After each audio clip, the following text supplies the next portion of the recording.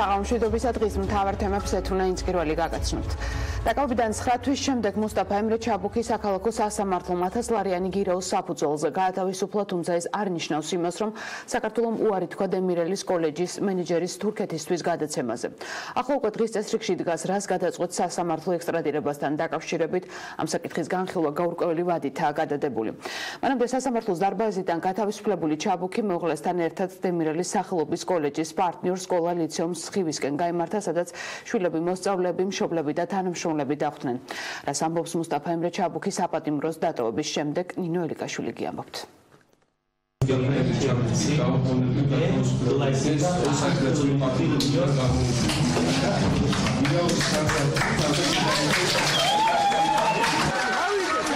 ლათვიანი პატიმრობის შემდეგ ქართულმა სასამართლომ დემირელის სკოლის ყოფილი დირექტორი პატიმრობიდან აღკვეთის ღონისძიების სახით 1000 ლარიანი გირაოს სანაცვლოდ გაათავისუფლა. მუსტაფა ემრე ჩაბუქს წინა საექსტრადაციო პატიმრობის ვადა 24 თებერვალს ეწურებოდა, თუმცა ბრალდების მხარემ ვადაზე 5 დღით ადრე ჩაბუქის გათავისუფლებისთვის 10000 ლარიანი გირაო მოითხოვა, რასაც დაცვის მხარე არ დაეთანხმა და პროკურატურამ შუამდგომლობა შეცვალა. პატიმრობიდან გათავისუფლების შემდეგ მედიისთვის მიცემულ პირველ ინტერვიუში ჩაბუქი აცხადებს, რომ ის პოლიტიკური პატიმარი იყო. დიდი მადლობა ყველა პირისთვის. მინდა თურქულად გასაუბრებამ შემდეგ. ჩემი 9 თვიანი პატიმრობის ვადა ამოიწურა დღეს. მე ვარ მასწავლებელი და ვარ შეყვარებული განათლებაზე. 15 წელია საქართველოში მოღვაწეობ იმ პრინციპით, რომ ბავშვებში სიყვარული და მეგობრობა უნდა ჩავნერგო. მე ტერორიზმის და ჩხუბის წინააღმდეგი ვარ. აქ მყავს ასობით მეგობარი და მოსწავლე. ჩვენი პროექტები და მოღვაწეობა ყოველთვის დადებითად ფასდებოდა, მათ შორის სახელმწიფოსგანაც. ლეგალურად თუ არალეგალურად ვერ ვიქნები ვერც ტერორიზმის მონაწილე და ვერც მომხრე. თამამად შემიძლია ვთქვა, რომ მე ვიყავი პოლიტიკური პატიმარი. მიჭირს ჩემი გრძნობების გამოხატვა. ჩემთვის მნიშვნელოვანია, რომ ჩვენი შვილები რაც შეიძლება მალე შეხვდნენ მამას. მათ არ იციან, რომ მუსტაფა უკვე თავისუფალია. დიდი მადლობა ყველას. გირაოს სახით გათავისუფლებულმა მუსტაფა ემრე ჩაბუქმა სასამართლო დარბაზიდან დემირელის სკოლაში გადაინაცვლა. თურქმა მასწავლებელმა სკოლაში შეკრებილ მოსწავლეებსა და კოლეგებს მხარდაჭერისთვის მადლობა გადაუხადა და მოლოდინებზეც ისაუბრა. ველოდი რომ ეს შედეგი დადგებოდა, შეიძლება ითქვას, რომ უკვე დაგვიანებულიც კია, მაგრამ მთავარი ისაა, რომ დღეს აქ ვარ. ვერ ვიტყვი, რომ დაცულად ვგრძნობ თავს. გარკვეული შიში მაინც მაქვს, მაგრამ მინდა შევინარჩუნო რწმენა საქართველოს სასამართლოს წინაშე. ამ პერიოდის განმავლობაში ვინც იდგა ჩემს გვერდით, მინდა მადლობა გადავუხადო. ქართულ საზოგადოებას, არასამთავრობო ორგანიზაციებს, ომბუდსმენს და სხვებს, რომლებმაც ამ საქმესთან დაკავშირებით თავისი პოზიცია დააფიქსირა. ასევე მადლობა მინდა გადავუხადო ევროპარლამენტის წევრებს, ჩემს მოსწავლეებსა და პედაგოგებს. ჩაბუქის ადვოკატი სოსო ბარათაშვილი ამბობს, პროკურატურის შუამდგომლობა მისი დაცვის ქვეშ ყოფის ექსტრადიციაზე ძალაში რჩება და ექსტრადიციის დასაშვებობაზე გადაწყვეტილება თბილისის საქალაქო სასამართლომ უნდა მიიღოს. მისი თქმით, სასამართლოს მომდევნო სხდომაზე, რომლის თარიღიც უცნობია, სწორედ ეს საკითხი განიხილება. მომდევნო სასამართლოს სხდომაზე, რომლის თარიღიც ჯერ უცნობია, გაგრძელდება ექსტრადიციის დასაშვებობის საკითხის განხილვა, სადაც წარუდგენს სასამართლოს ვრცელ წერილობით პოზიციას ექსტრადიციის დაუშვებლობის თაობაზე. იმ შემთხვევაში, თუ სასამართლო მაინც გაიზიარებს პროკურატურის პოზიციას 7 დღის განმავლობაში გავასაჩირებთ უზენაეს სასამართლოში, ხოლო პარალელურად მიმართავთ ადამიანის უფლებათა ევროპულ სასამართლოს ექსტრადიციის პროცესის შეჩერების თაობაზე. გადაწყვეტილების დღეს მიღება სასამართლოს მხრიდან და პროკურატურის მხრიდან მის იმ არგუმენტით დაყენება, რომ ამ 9 თვიანი ვადის ამოწურვის შემდეგ მაინც არსებობს მისი მიმალვის ან მტკიცებულებების განადგურების რისკი და მათ რაიმე ზემოქმედების მექანიზმის გამოყენება სურდა ჩაბუქის მიმართ, იყო მთლიანად დაუსაბუთებელი და კანონიერ მოთხოვნებს აცდენი. დღევანდელ სასამართლო პროცესს დემირელის სკოლის ყოფილი ხელმძღვანელის მხარდასაჭერად საქართველოში სპეციალურად ჩამოსული ამერიკელი კონგრესმენები და ევროპარლამენტარები დაესწრნენ. რებეკა ჰარმსმა ეს გადაწყვეტილება მუსტაფა ჩაბუქს პირადად მიულოცა. Thank you very much for your all support. ძალიან დიდი მადლობა თქვენ ასეთი მხარდაჭერისთვის. ორჯერ იყავით ჩემს მოსანახულებლად და ეს იყო ძალიან დიდი მორალური მხარდაჭერა ჩემთვის. ყველაფრისთვის დიდი მადლობა რებეკა. ახლა კოლეჯში ვარ, ჩემს ოთახში, მოსწავლეებთან, მასწავლებლებთან და ჩემს კოლეგებთან ერთად. ყველა ჩემ გარშემოა. ახლა სკოლაში შეხვდი ჩემს შვილებსაც. ძალიან ბედნიერი ვარ, როდესაც თქვენ თბილისში ჩამოხვალთ, ჩემი სტუმარი უნდა იყოთ. I'm so happy. I just met with my children here.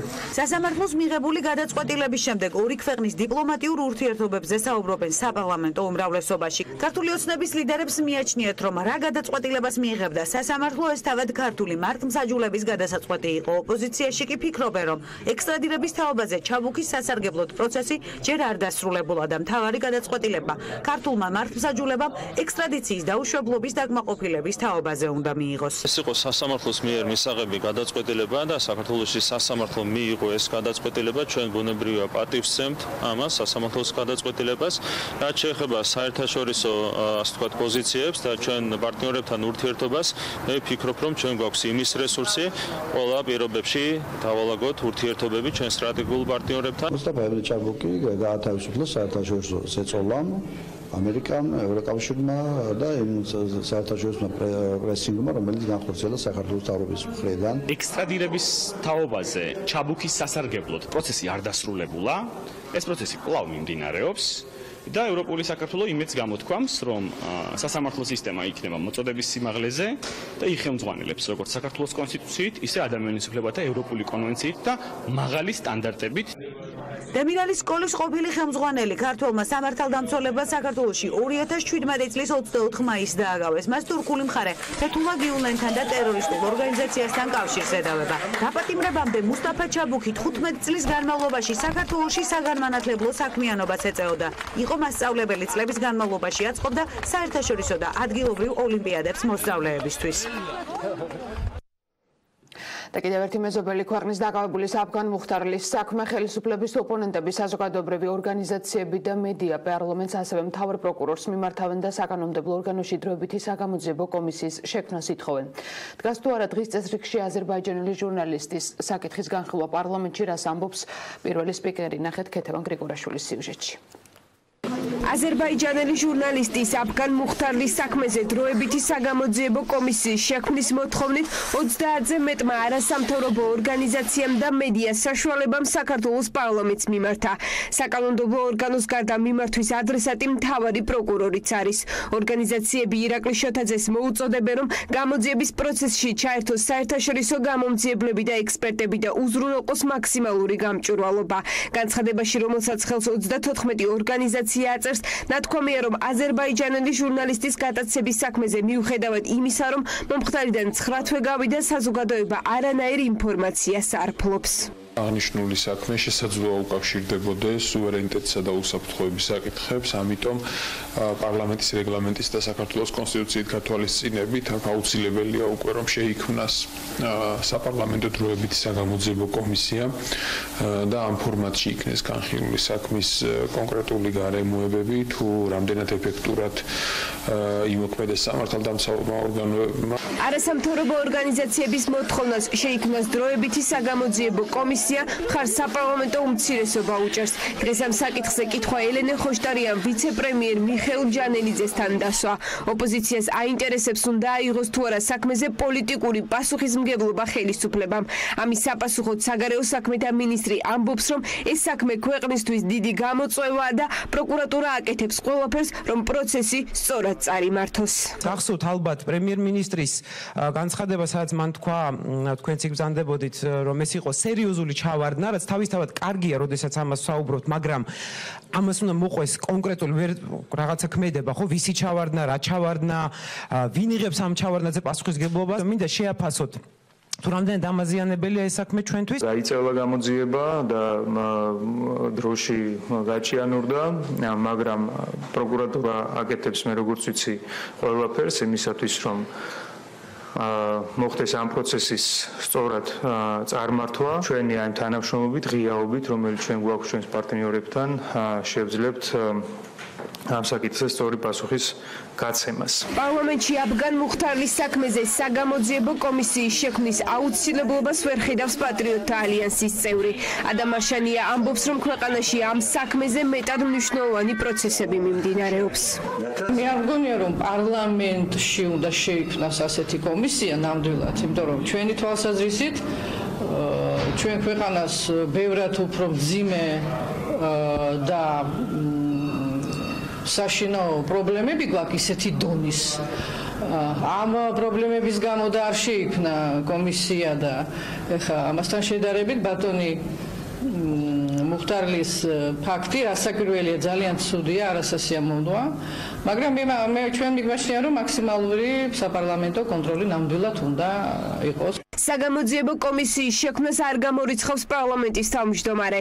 ირაკლი კობახიძე ამბობს, რომ ამ საკითხის განხილვა მას შემდეგ დაიწყება, თუ პროკურატურა საქმის გარშემო არსებულ ყველა კითხვას პასუხს ვერ გასცემს.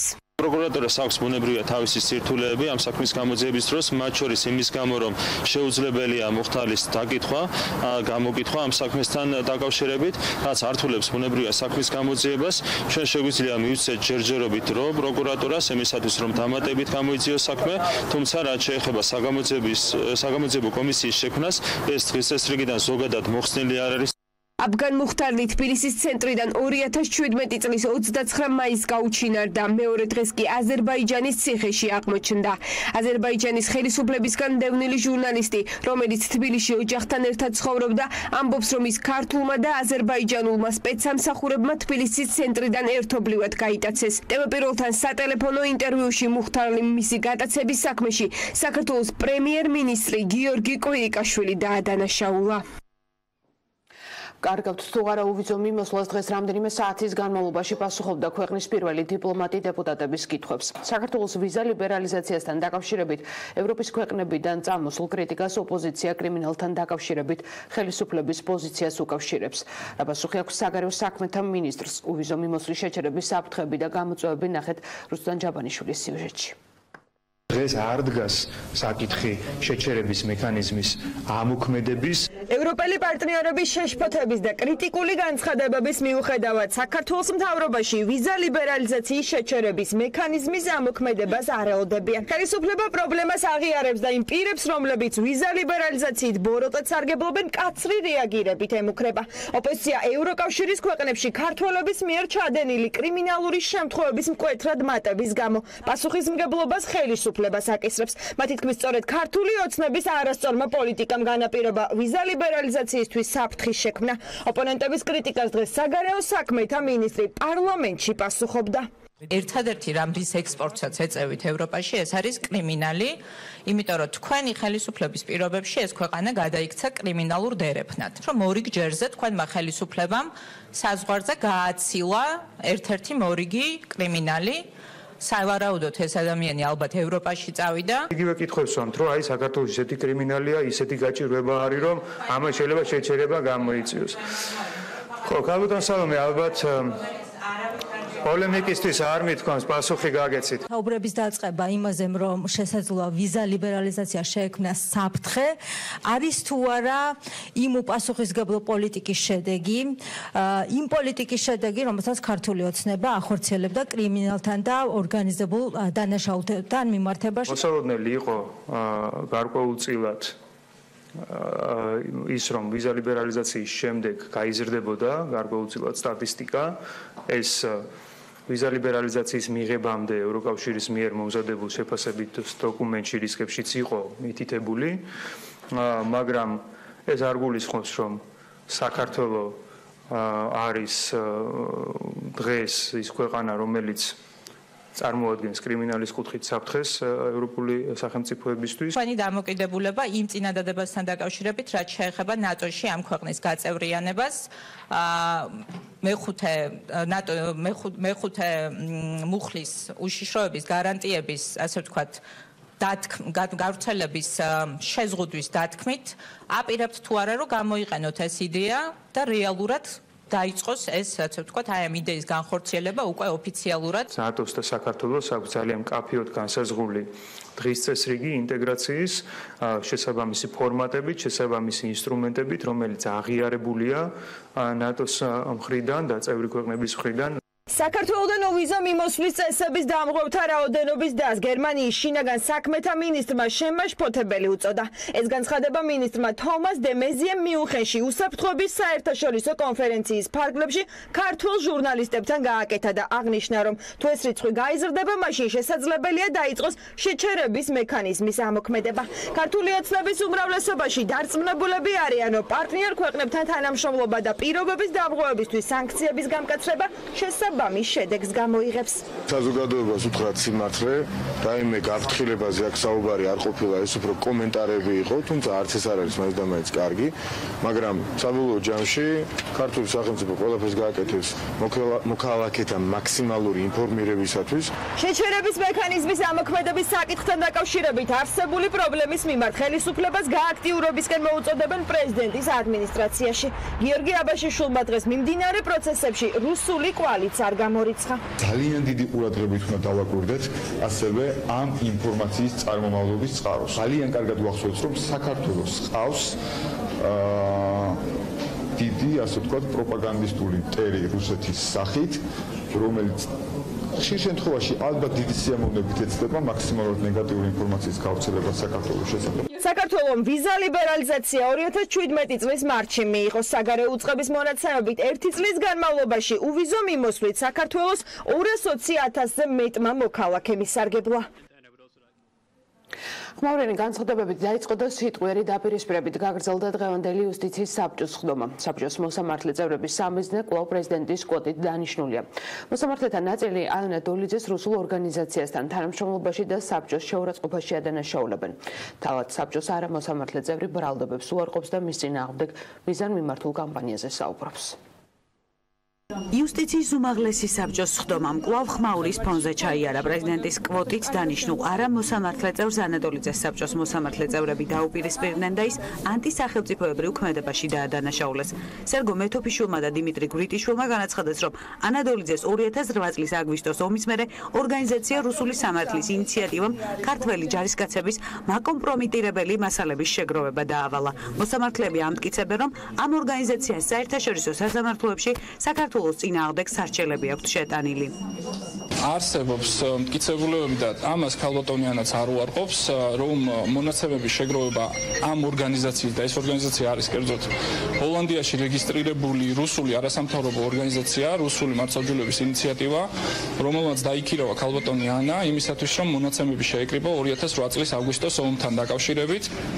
ოღონდ იმ კუთხით, მხოლოდ იმ კუთხით, რაც იქნებოდა მაკომპრომეტირებელი საქართველოსი და ქართველი მეომრების თითქოს და მათ ჩაიდინეს დანაშაული კაცობრიობის წინააღმდეგაც სხვა ადამიანის უფლებების მასობრივი დარღვევები. არ ვიცახი რომ ახლა ანადოლიძე არის მატახარივით რაღაც შპიონი, ალბათ თანამშრომლობდა რა თქმა უნდა ანაზღაურების გამო, ხო ისეა. ეს ორგანიზაციები ოკუპანტის სასარგებლოდ ატარებდა კვლევებს და შეიტანა კიდევაც სარჩელებს ხო უდაოა. ცილისწამებასა და ორღობის ჭორაობას უწოდებს თავად ანადოლიძე მოსამართლეების ბრალდებებს და განმარტავს, რომ ორგანიზაცია, რომელთანაც ის 2008 წელს თანამშრომლობდა, ჰოლანდიაშია რეგისტრირებული და მისი ამოცანა ადამიანის უფლებების დარღვევისთვის რუსეთის გასამართლება იყო. მისივე თქმით, ამ ორგანიზაციის წარმოებულია ევროპის ადამიანის უფლებათა სასამართლოში ჩეჩნეთში ჩადენილი დარღვევებისთვის რუსეთის წინააღმდეგ არსებული საქმეები. ჰოლანდიაში რეგისტრირებული ორგანიზაცია, რომლის ამოცანა არის და იყო რუსეთის გასამართლება ადამიანის უფლებათა დარღვევებისათვის. უმეტესი საქმეები ევროპის ადამიანის უფლებათა სასამართლოში რუსეთის წინააღმდეგ ჩეჩნეთში ჩადენილი დარღვევებისათვის სწორედ ამ ორგანიზაციის წარმოებულია. ეს არის ჩვეულებრივი ცილისწამებლური კამპანია, რომლის მიზანი არის ჩვენ არ ვისაუბროთ იმაზე, მაგალითად რომ მოსამართლეები ჭორაობენ და არა ფაქტებზე დაყრდნობით საუბრობენ. ანადოლიძესა და მოსამართლეებს შორის დაპირისპირება საბჭოს დღის წესრიგით გათვალისწინებული პირველივე საკითხის განხილვისას დაიწყო. ლევან თევზაძემ საბჭოს არამოსამართლე წევრს მის მიერ გასულ კვირას ნათქვამი 10 ციტატა შეახსენა და თქვა, რომ თითოეული მათგანი საბჭოს დისკრედიტაციას ემსახურება. მოსამართლეებმა დოლიძეს ეთიკური განცხადებების გაკეთებისკენ მოუწოდეს. საბჭოს სხდომაზე ხმაური საქმეების ელექტრონულად გადანაწილების სისტემაში შესატანით ცვლილებების განხილვას მოხდა. მზრდელობა არის, როდესაც ციხის საკანს და კრიმინალების საკანს არის იუსტიციის საბჭოს და კრიმინალებს არის საბჭოს წევრებს კაბატონო ანა და საკუთარ ძილობას დააკვირდით, როდესაც ნარჩენებს ეძახით მოსამართლეებს არის ის, რომ რაც მოახერხეთ 60 დღეში შეგეყვანათ საზოგადოებას შეცდომაში. ამ 10 წვილის საფუძველზე. კაბატონო ანა, შესაბამისად უკვე საგანგაშო არ 4 წლის განმავლობაში რამდენ წვილს მოასწრეთ. ეს არის სრულიად საგანგაშო. მე ამოცანა იყო საბჭოს საჯაროობისა და გამჭვირვალობის გაზრდა, მართლმსაჯულების რეფორმის ხელშეწყობა და მისი გაჯანსაღება. შესაბამისად, ყველა ის ინსტანცია, ყველა ის ეპიზოდი, როდესაც უფრო დაწვრილებით მოხდება ჩემი განცხადებებისადმი ყურადღების მიქცევა მოსამართლეების მიერ, ჩვენთვის მხოლოდ და მხოლოდ სასიხარულოა. ანადოლიძე მის მიმართ აგორებულ შავ პიარზე საუბრობს და ამბობს, რომ საბჭოს წევრებს ისეთი ადამიანის გაჩუმება უნდათ, ვინც არაკომფორტულ კითხვებს სვამს. სხდომის პირველ ნაწილში მომხდარ დაპირისპირებას საბჭოს მდივანიც გამოეხმაურა და თქვა, რომ ხმაური ანადოლიძის მხრიდან ციცრუის ტირაჟირებამ გამოიწვია. გიორგი მიქაუტაძე საბჭოს არამოსამართლე წევრებისთვის დისციპლინური რეგულაციების შემოღების აუცილებლობას ხედავს. ყველა მეთოდი არის გამოყენებული იმისთვის, რომ გააჩუმონ ადამიანი, რომელიც სხვავს არაკომფორტულ კითხვებს. როდესაც მე სისტემა დავახასიათებ პოლიციური სისტემის ნარჩენებად, ფაქტია, რომ ეს იყო ყველაზე სწორი დიაგნოზი. ჩვენ მოსამართლე წევრებს გვეხება ესე ვთქვათ დისციპლინური სამართლწარმოების შესახებ კანონი, რომელიც იცით თქვენ, მაშინ, როდესაც არამოსამართლე წევრებისთვის ასეთი რეგულაციები არ არსებობს. ეს არის ვფიქრობ ხარვეზი და ამაზე აუცილებლად უნდა იმსჯელოს საქართველოს პარლამენტმა, რომ გარკვეული შეზღუდვები დისციპლინური კუთხით არსებობდეს ასევე არამოსამართლე წევრებისთვისაც და ეს ბუნებრივი იქნება. გაიქონდება თქვენ რაიმე ინიციატივა გქონდეთ ამასთან დაკავშირებით? არ არის გამორიცხული. საქართველოს იუსტიციის უმაღლესი საბჭოს სხდომაზე დღეს საბჭოს წევრები დღის წესრიგით გათვალისწინებულ 5 საკითხს, მათ შორის საქმეების ელექტრონულად გადანაწილების სისტემაში შესატან ცვლილებებსა და ღია მმართველობა საქართველოს 2018 წლის სამოქმედო გეგმას განიხილავდნენ. საპარლამენტო უმრავლესობამ მაუწყებლობის შესახებ კანონპროექტზე პრეზიდენტის ვეტოს დაძლევის გადაწყვეტილება მიიღო. ცნობილია, რომ პროცესში მონაწილეობას მმართველი გუნდის მხოლოდ 4 დეპუტატი არ მიიღებს. უმრავლესობაში ირწმუნებია, რომ კანონპროექტი სხვა მედია ორგანიზაციებს არ დააზარლებს, თუმცა პოზიციებს არ იზიარებენ ოპოზიციასა და მედია ორგანიზაციებში. რა გამოხმაურებები მოჰყვა უმრავლესობის გადაწყვეტილებას, ნახეთ რუსტან დუმბაძის სიუჟეტში. პარლამენტი მაუწყებლობის შესახებ კანონთან დაკავშირებით პრეზიდენტის ვეტოს დაძლევს. ამ საკითხის განსახილველად და გადაწყვეტილების მისაღებად საპარლამენტო უმრავლესობა დღეს ქართული ოცნების ოფისში საგანგებოდ შეიკრიბა. საკანონმდებლო ორგანოს თავმჯდომარეს პრეზიდენტის მოტივირებული შენიშვნები უსაფუძვლოდ მიაჩნია და ირწმუნება, რომ კანონპროექტი სხვა მედია საშუალებებისთვის საფრთხეს არ წარმოადგენს. უმრავლესობაში აღნიშნავენ, რომ თუ კი საზოგადოებაში გამოთქმული რისკები გამართლდება, დეპუტატები კანონპროექტს კიდევ ერთხელ გადახედავენ. რეკლამასთან დაკავშირებით ჩვენ თქვით, რომ იწევს ეს ცვლილება დაახლოებით 1 მილიონიდან 2 მილიონამდე ბიუჯეტის გასცდა საზოგადოებრივი მაუწყებლისათვის, რაც არის სრიანი ბაზრის 1-დან 2%-მდე, რაც ბუნებრივია რყევებს ვერ გამოიწევს. ჩვენ მიგვაჩნია, რომ არავითარ შემთხვევაში, არავითარი ფორმით არ დააზიანებს კერძო მაუწყებლების ინტერესებს ის კანონი, რომელიც კიდევ ერთხელ იქნება მიღებული. ჩვენ ვისმენთ მთელი ამ ხნის განმავლობაში არგუმენტებს, რომ მაგალითად შემცირ და სარეკლამო ბაზარი და სინამდვილეში არის გაზრდილი. აქედან გამომდინარე ეს არ გამოდგება იმის საფუძვლად, რომ ჩვენ გავიზიაროთ მისი შენიშვნები. სხდომაზე მიღებული გადაწყვეტილების მიუხედავად კანონპროექტს უმრავლესობაში მოწინააღმდეგეები მაინც ჰყავს. პოზიციას ის დეპუტატები ინარჩუნებენ, რომლებიც საკანონმდებლო ცვლილებებს მხარს თავიდანვე არ უჭერდნენ. საზოგადოებრივი მაუწყებლისთვის კომერციული რეკლამის განთავსებისა და სტარტაპების დაფინანსების უფლების მინიჭება მიუღებელია უმრავლესობის 4 დეპუტატისთვის, თუმცა მათი არგუმენტები პრეზიდენტის შენიშვნებს არ ემთხვევა. ამ გზით ის რომ ის ავიდეს მაღალ ტალღაზე, მე ეჭვება, თუ კი ეს იქნებოდა 1 წლით მხოლოდ და მხოლოდ მე თანახმა ვიყავი ამ შეღავათებზე გავსულიყავი ეს არ იქნა მიღებული რახან არ იქნა მიღებული მე რჩები ჩემაზე ეს არის და ეს და ეხლა თავმჯდომარის სხვა პოზიცია კი ბატონო რა პრობლემაა მე მგონი ვეტო უნდა დაიძლიოს იმიტომ რომ არის საკმარისი ხალხი იმისთვის პრეზიდენტის ვეტოს მაშინ რომ ყოფილიყო ასახული სწორედ ის შენიშვნები რაც მე მქონდა ჩემთვის არაფერი პრობლემა არ იყო მისი მხარდაჭერა მაგრამ რადგან ის თანხმედრაში არ იყო ჩემ პოზიციასთან მე მხოლოდ ამ მიზეზით არ გავიზიარებ ვეტით მე ვიზიარებ ყველა იმ არგუმენტს რომელიც წარმოადგინა სახელმწიფო საზოგადოებრივმა მაუწყებელმა უბრალოდ მგონია რომ მისი განვითარების ამ ეტაპზე ფორმულა ყველას -1 ისთვის არის წამგებიანი ეს არის ორი თემა პირველი ეს არის სტარტაპების თემა მეორე დამატებითი რეკლამის მიცემის უფლება აი ეს ორი თემაა რომელსაც მაშინაც არ ვეთანხმები და არც ახლა არ ვეთანხმებ საერთოდ ჩემ კოლეგებს სურჩევდი რომ არა მხოლოდ დამატებით რეკლამის და ბიუჯეტის გამოყოფაზე არამედ იმ 53 მილიონზეც ვიფიქროთ რა მიზანს ემსახურება რომელიც უკვე იქნება გამოყოფილი ამ კანონის მიხედვით უმრავლესობის გადაწყვეტილებას უარყოფითად აფასებს საპარლამენტო ოპოზიცია. ხელისუფლების ოპონენტები ვეტოს დაძლევაში მმართველი გუნდის მიერ მედია სივრცის შევიწროების მცდელობას ხედავენ. ისინი აცხადებენ, რომ ახალი კანონი კორუფციის საფრთხეს გაზრდის და მნიშვნელოვნად დააზარალებს სხვა მედია ორგანიზაციებს. ეს არის პრაქტიკულად უკვე GDS-ად გადაქცეული სამწუხაროდ მაუწყებელი, რომელსაც ვინახავთ ჩვენი გადასახადებით, ჩვენი მოქალაქეების გადასახადებით, რომელსაც დაფინანსება ყოველწლიურად ეზრდება და ყოველწლიურად ამავე დროს უმცირდება რეიტინგი. ხელისუფლება აპირებს, რომ შეავიწროვოს მედია სექტორი, გულისხმობ კერძო სექტორს და დაეხმაროს იმ მაუწყებელს, რომელიც გადაქცეულია სრულად სამთავრობო პროპაგანდის ურეიტინგო სტრუქტურად. ამ კანონში უამრავი იდეა არის აბსოლუტურად შეგნებულად გაკეთებული ერთის მხრივ მედია სივრცის დაკნინებისთვის და მეორეს მხრივ მაუწყებლობის შენობის ჩასაგდებად და ახალი შენობის აშენებისთვის მათ სჭირდებათ დამატებითი შემოსავლები მათ შორის რეკლამის სახით.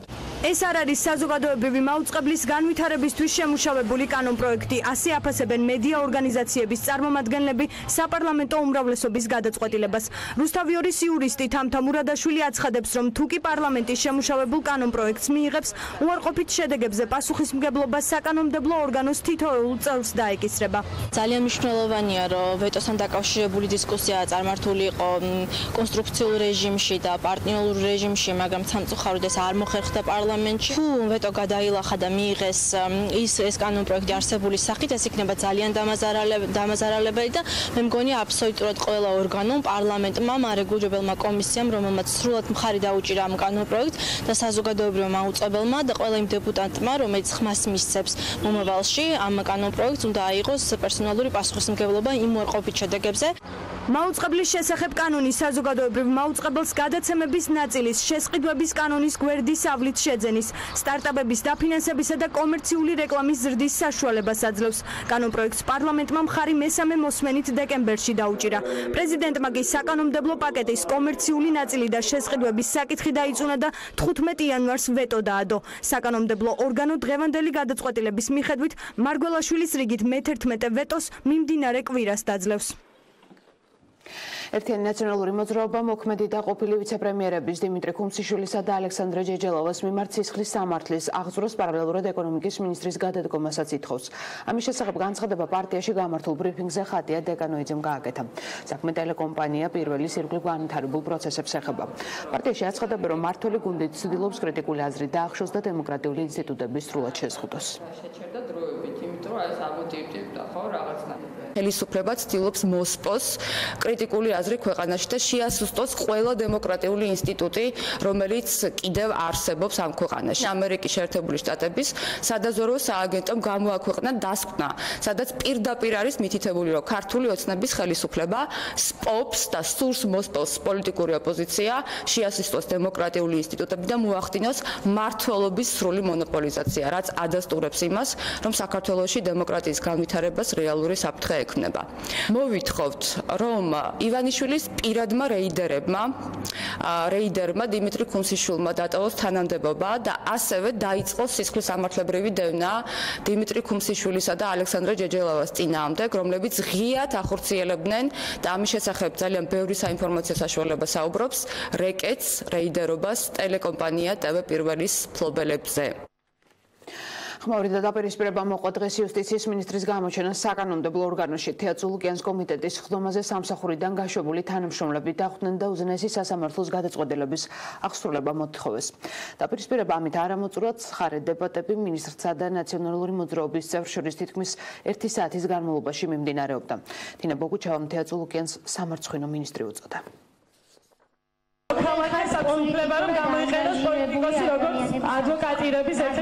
ეს განცხადება თეატრულუკიანმა მისი უწყების ყოფილი თანამშრომლების მისამართით გააკეთა, რომლებმაც მინისტრს ყველა ინსტანციაში სასამართლო დავა მოუგეს. ანა სუბელიანი და თამაზ ახობაძე დღეს დიასპორისა და კავკასიის საკითხთა კომიტეტის ხდომაზე მივიდნენ და მინისტრისგან კონკრეტულ კითხვაზე მოითხოვეს პასუხი.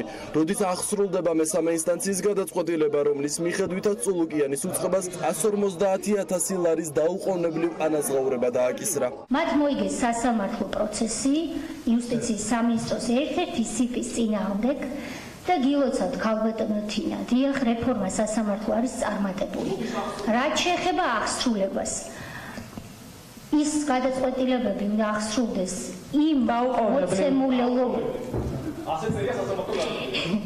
იმ მოცემულობით სასაცილოდ არის თუდამაცლით პასუხეთ. იმ მოცემულობით და იმ მითითებებით ზედმიწევნით, რაც არის სასამართლო გადაწყვეტილებებში, თუ სასამართლო გადაწყვეტილების სარეზოლუციო ნაწილს აღმოაჩინება რაიმე ხარვეზი, მზად ვარ ერთად მიმართოთ სასამართლოს თქვენ განიხილოთ სასამართლოს გადაწყვეტილებას აქტუალურ ხარვეზი, თქვენ ამის უფლებას აძლევთ საკუთართან? მიუხედავად იმისა, რომ კანონით გადაიწყებული, რომ ყველა მოქალაქეს, რომელიც საკომიტეტოს ხდომას თუ ნებისმიერ აქტივობას პარლამენტში ესწრება, აქვს უფლება დასვას კითხვები, არ მოგვეცა ამის საშუალება. რიგი დაპირისპირება კომიტეტის ხდომაზე მიხეილ სააკაშვილის ექსტრადირების საკითხს მოყვა. ნაციონალური მოძრაობის წევრი დაინტერესდა მოითხოვა თუ არა საქართველოს სააკაშვილის ექსტრადიცია იმ ქვეყნებისგან, სადაც საქართველოს მესამე პრეზიდენტი იმყოფება. რაზეც წულუკიანმა თქვა, რომ სააკაშვილზე სერიოზულად ვერ ისაუბრებს. სამართლებრივში და პოლიტიკურში, როგორშიც თავად მან ჩაიგდო თავი, შესაბამისად სამართალდამცველი სტრუქტურები მიმართავენ, უკვე მიმართეს, როდის მიმართავენ, ეს სამართალდამცველი სტრუქტურების საქმეა, თქვენ თუ არ გამოგაგზავნეს იმისთვის, რომ წესრიგად მიიღოთ ინფორმაცია, ამ ფორმით არ ხდება ამ თემებზე. ხალხატანთია ძალიან კორექტულად, იმიტომ რომ თქვენ ბიზნესისთვის გამოგაგზავნათ, ყველამ კარგად ვიცით, ასე რომ კორექტულად ხალხატანთია. დასამარცხებლად, რაც მოახერხეთ 12 წლის 1 ოქტომბერს 72. ხალხი დაგამარცხებთ თქვენ აუცილებლად. ხალხი დაგამარცხებთ თქვენ აუცილებლად ხალხატანთია. სანამ პასუხებს არ გასცემთ საზოგადოებას, მათ შორის ორ ადამიანს, რომელიც აქ არის წარმოდგენილი. და ასეთი ორი არ არსებობს. ასეთი არის ათასობით და 10.000-ობით, ვისაც აქვს კითხვები თქვენთან მიმართებაში, თქვენს პრემიებზე, თქვენს დანამატებზე, იმასთან დაკავშირებით, რატომ ასაქმებთ აქტივ სამინისტროში და აძალებთ სხვა ადამიანებს, რომ დაასაქმონ ქართული ოცნების აქტივისტები. და შემდგომ, როცა სასამართლო ამტკიცებს, რომ მართლაც ამას აკეთებთ თქვენ და უკანონოდ იქცევით თქვენ საქართველოს იუსტიციის სამარცხვინო მინისტრი, რომელიც ასევე ლანძღავს პრეზიდენტს, რომელიც ლანძღავს სახალხო დამცველს, რომლის პირადი ხელმძღვანელობითაც 3-ჯერ ჩავარდა სტრასბურგში ევრომოსამართლეების რაც არასოდეს არ მომხდარა საქართველოს ისტორიაში. დიახ, თქვენ ხართ საქართველოსთვის სამარცხვინო მინისტრი, რომელიც არცენ კითხვას, არა მხოლოდ ამ ორი მოქალაქის კითხვას, რომელიც აქ არის, არამედ 1000-ობით და 10.000-ობით მოქალაქის პასუხს, რომელიც აი ამ ცინიკურ ღილს აუცილებლად გაგახსენებთ. ერთიანი ნაციონალური მოძრაობის წევრის და იუსტიციის მინისტრის კამათი პრემია დანამატების საკითხმაც გამოიწვია. თინა ბოკუჩავას თქმით, უწყებიდან არაერთი მოთხოვნის მიუხედავად წულუკიანის უწყებისგან საჯარო ინფორმაციაზე პასუხი ვერ მიიღო. მინისტრმა დეპუტატს სამინისტროს ვებგვერდზე სტუმრობა ურჩია. ძალიან წუხარ, რომ თქვენ ტყუილს ავრცელებთ დეპუტატის ტრიბუნიდან, რადგან იუსტიციის სამინისტროს ვებგვერდზე რაც მე დავინიშნე ხას უსვამ, თორემ თქვენი მინისტრი როდესაც იყო, რა თქმა უნდა, სისტემა დახურული. რაც მე დავინიშნე, დღესაც შეგძანით, თუ გაქვთ ტელეფონიდან იუსტიციის სამინისტროს ვებგვერდზე მინისტრის მოადგილეების, დეპარტამენტის უფროსების, მოადგილეების, სამმართველოს უფროსების ხელფასები, დანამატები არის ყველაფერი მითითებული, მათ შორის საწვავის ხარჯები და ასე შემდეგ. თქვენ თუ ეს არ გაინტერესებთ ხალბატონთია რატომ არ პასუხობთ ოფიციალურ წერილს უკაცრავად ხალბატონთია რატომ არ პასუხობთ მაშინ ოფიციალურ წერილს იმიტომ რომ ეს არ არის თქვენ ხა ამით გონიათ რომ აბუჩად იგდებთ რომელიმე ამ პოლიტიკოს ან პოლიტიკურ ძალას არა თქვენ ამით აბუჩად იგდებთ საქართველოს პარლამენტს მიეცით საშუალება პასუხი გაგცეთ როგორც მინისტრს რომ პასუხი გასცეთ ფრაქციის მიერ ოფიციალურად გამოგზავნილ წერილს. დამატებითი კომენტარი იუსტიციის მინისტრს მედიასთან არ გაუკეთებია. თეატრალურკიანმა საკანონმდებლო ორგანო სხდომის დასრულებამდე დატოვა. ხმაურის დაწყებამდე კი მან დეპუტატებს სახელმწიფო სერვისების განვითარების სააგენტოში მოქმედი მოქალაქეობის საკითხთა კომისიის საქმიანობის 2013-17 წლების ანგარიში გააცნო, სადაც გამონაკლისი წესით საქართველოს მოქალაქეობა დაახლოებით 4500-მდე ადამიანს მიენიჭა. კობულეთში ცოლმა ქმარი დაჭრა დაშავებული ჭრილობებით სამედიცინო დაწესებულებაში სასწრაფო დახმარების ბრიგადამ გადაიყვანა. ექიმების ინფორმაციით ახალგაზრდა მამაკაც დაზიანებები მუცლის არეში ბლაგვის საგნით აქვს მიყენებული. პაციენტი მედიკოსების დაკვირვების ქვეშ იმყოფება. თვითმკვლელობის ინფორმაციით ინციდენტი ოჯახურმა კონფლიქტმა გამოიწვია. ეჭვმიტანილის დასაკავებლად მოსამართლის განჩინების საფუძველზე შესაბამისი ღონისძიებები მიმდინარეობს. შინაგან საქმეთა სამინისტროს ინფორმაციით გამოძიება სისხლის სამართლის კოდექსის 19-100 მერვე მუხლით მიმდინარეობს, რაც მკვლელობის მცდელობას გულისხმობს. ოჯახი ძალიან კარგი ხალხი არიან, ორივე ცოლ-ქმარი, კარგი ქმარი იყო, კარგი მამა იყო, კარგი ცოლი და კარგი დედა იყო. სამი შვილის მოვლა და პატრონობა იოლი არა, დედისთვის თანაც მარტო ცხოვრობდა. დილას მიდიოდა კაცი 6-ზე სამუშაოზე, საღამოს მოდიოდა. რა მოხდა იმ დღეს? მაგენიშვა ნამდვილად არ ვიცი.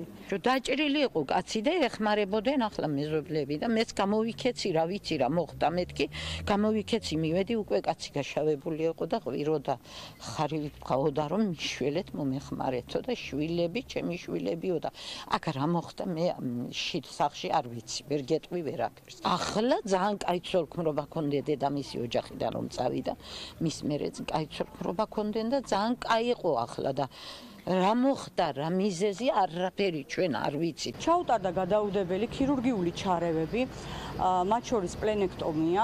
ამჟამად პაციენტი იმყოფება ინტენსიური თერაპიის განყოფილებაში, გადის პოსტოპერაციულად მკურნალობის კურსს. ამ ეტაპისთვის სიცოცხლესთან შეუსაბამო აღარ არის უკვე მისი მდგომარეობა, თუმცა საჭიროებს რა თქმა უნდა ინტენსიურ მკურნალობას და დაკვირვებას. ხორავას ქუჩაზე მომხდარი მკვლელობის საქმეზე დანაშაულის შეუტყობინებლობისთვის ბრალდებული 4 პირის საქმის არსებითი განხილვა 1 მარტს განახლდება. დღეს მოსამართლემ მხარეთა მიერ წარდგენილი მტკიცებულებები განიხილა და საქმეს დაურთო. როგორც პროცესის დასრულების შემდეგ ადვოკატმა განაცხადა, ბრალდება აბსურდულ მტკიცებულებებზეა დაფუძნებული და არსებით განხილვაზე გამოჩნდება. უფლებადამცველის თქმით, დაცვის მხარეს რამდენიმე შუამდგომლობა ჰქონდა, მათ შორის ბრალდებულებისთვის სისხლის სამართლებრივი დევნის შეწყვეტა და საპატიმრო ღონისძიების შეცვლა გირაოთი, თუმცა მოსამართლემ არც ერთი შუამდგომლობა არ გაიზიარა. ხორავას ქუჩაზე მოზარდების მკვლელობის საქმეზე კი სასამართლო 21 თებერვალს განახლდება. სამ პირს აქვს შეფარდებული წარმოდგენილი საქმეში ახვედი ღონისძიება პატიმრობაა და სამივეს მიმართ დატოვა ძალაში. სრულად აბსურდულ მტკიცებულებებზე ბრალდება დაყრდნობილი, ანუ არსეთი პირდაპირ მტკიცებულებები იმის რომ პიროვნებმა ნამდვილად იცოდნენ რომ ისინი ჩადიოდნენ დანაშაულს ან მათ რაიმე კონკრეტული პირების, ასე ვთქვათ, დანაშაული პირების, ასე ვთქვათ, გადამალვაში მიიღეს მონაწილეობა და ანიშული რა თქმა უნდა არსებთ განხილვაზე დადასტურდებას. ბრალდებულები აცხადებენ რომ წარმოდგენილ შემთხვევაში მათ არ ქონათ ინფორმაცია კონკრეტულად რომელიმე პირმა ჩაიდინა დანაშაული და მათ რაიმე დანაშაულის დაფარვაში ეხმარებოდნენ. ჩვენაც ხუშხობს დავებენ დანაშაულის დაფარვას კერძოდ იმას რომ ხელი შეუწყეს ხორავას საქმეზე არსებული მკვლელობის საქმესთან დაკავშირებით პიროვნების გადავალას, მტკიცების გადავალას და ასე შემდეგ. განზრახვა იყო სულ სხვა ჩვენ დასკვნისყოფებისგან. იყო ის რომ ჩხუბი არ გაგრძელებული იყო, მოხდნენ რომ ჩხუბი მოხდა და ჩხუბი არ გაგრძელებული იყო არასრულწლოვანებს შორის, მხოლოდ ეს გახდა მიზეზი რომ განარიდეს. ხორავას ქუჩაზე ორი არასრულწლოვნის მკვლელობის საქმეზე კი მოწმედა მოკრთამბის შესაძლო ფაქტზე სამართალდამცველთა რეფორმირების ცენტრი გამოძიების დაწყებას ითხოვს. ამ მოთხოვნით ზვიად კუპრავამ პროკურატურაში განცხადება შეიტანა. კუპრავა ითხოვს, რომ საგამოძიებო უწყებამ დაადგინოს თუ ვინ არის ის ბაბუა, რომელიც არასრულწლოვნებს თანხის სანაცვლოდ ჩვენებების შეცვლას თხოვს. სამართალდამცველთა რეფორმირების ცენტრის ხელმძღვანელის თქმით, ამ სახით საქმეში ჩარევა სისხლის სამართლის დანაშაულია. აღნიშნული საქმე გულისხმობ ხორავას ქუჩის ტრაგედიას მიეკუთვნება განსაკუთრებით მძიმე დანაშაულის კატეგორიას და მსგავსი ტიპის საქმეებზე მოწმეების მოსყიდვა, გამოძიების დამახინჯება, მასში უხეში ჩარევა, არა გარეშე პირის მიერ არის პირდაპირ სისხლის სამართლის დანაშაული, რაზედაც შესაბამისი გამოძიების დაწყებილების ვალდებულება გააჩნია საქართველოს პროკურატურას. Ბუტარობაქიძის საქმეზე პოლიციის ყოფილმა მაღალჩინოსანმა რეზონანსულ საქმეზე სასამართლოს შესაძლოა ჩვენება მისცეს. საქართველოდან 2012 წელს წასული ზაზა ბაქრაძე დისტანციური დაკითხვისთვის მზად არის. ბუტარობაქიძის საქმეზე კრიმინალური პოლიციის ყოფილი უფროსის აღიარება წინა ხელისუფლების დროს ჩატარებული გამოძიების ოფიციალურ ვერსიას რადიკალურად ცვლის. სატელევიზიო ინტერვიუებში ბაქრაძე პირველად ამბობს, რომ 2004 წლის 24 ნოემბერს რობაქიძეს და მის მეგობრებს ცეცხლსასროლი იარაღი ჩაუდეს. გახმაურებულ საქმეში ბრალდებულს, რომელიც შესაძლოა მთავარი მოწმეც გახდეს, საქმის სხვა ფიგურანტები პროკურატურასთან გარიგებაში ადანაშაულებენ. თავად ბაქრაძე კი მრავალწლიანი დუმილის მიზეზად შანტაჟს ასახელებს.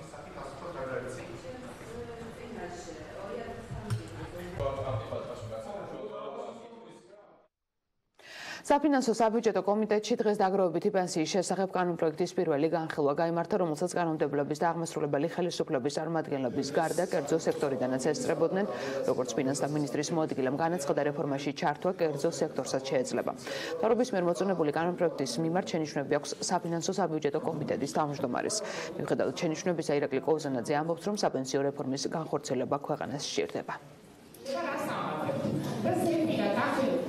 მეორე სვეტის ფარგლებშიც სადაზღვევო კომპანიებს, სხვა ტიპის აქტივების მმართველ კომპანიებს ექნება წვდომა აღნიშნულ საინვესტიციო თანხებზე. გარდა ამისა დავუმატებთ, რომ მესამე პილარიც არის დაგეგმილი, პრაქტიკულად ჩვენ ესე ვთქვათ ვასრულებთ კანონპროექტის პირველ ვერსიაზე მუშაობას, ეს გასაჯეროვდება აღნიშნული კანონპროექტი და იქაც ბუნებრივია ესე ვთქვათ ასეთ ტიპის ორგანიზაციებს ექნებათ შესაძლებლობა ესე ვთქვათ მიიღოს მონაწილეობა. რა თქმა უნდა, ილუზიებს არ უყვებით, ვიცით რომ ჩართულობა იქნება არასრული, გარკვეული შეფასებები გვაქვს და ველით იმ ჩართულობას, რა ჩართულობაც საჭირო იქნება ამ ეტაპზე. ეს არის საპენსიო ფონდის მართვასთან დაკავშირებული საკითხები, საპენსიო ფონდის რეგულირებასთან დაკავშირებული, საპენსიო აქტივების მართვასთან დაკავშირებული საკითხები. ეს ის რეფორმებია, რომელიც ამ მიმართულებით უნდა წავიდეს გაგრძელდეს.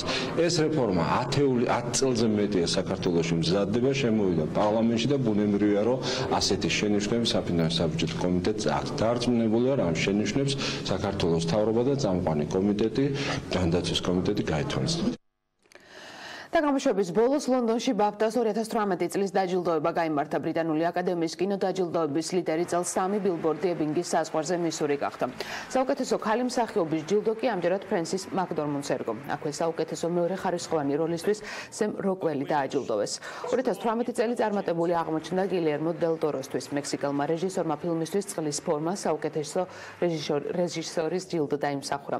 საუკეთესო მამაკაცი მსახიობის წოდება ოქროს გლობუსის მსგავსად გარი ოლდმანს ერგო. მსახიობმა ფილმში ბნელი საათი დიდი ბრიტანეთის პრემიერ-მინისტრი უინსტონ ჩერჩილი განასახიერა.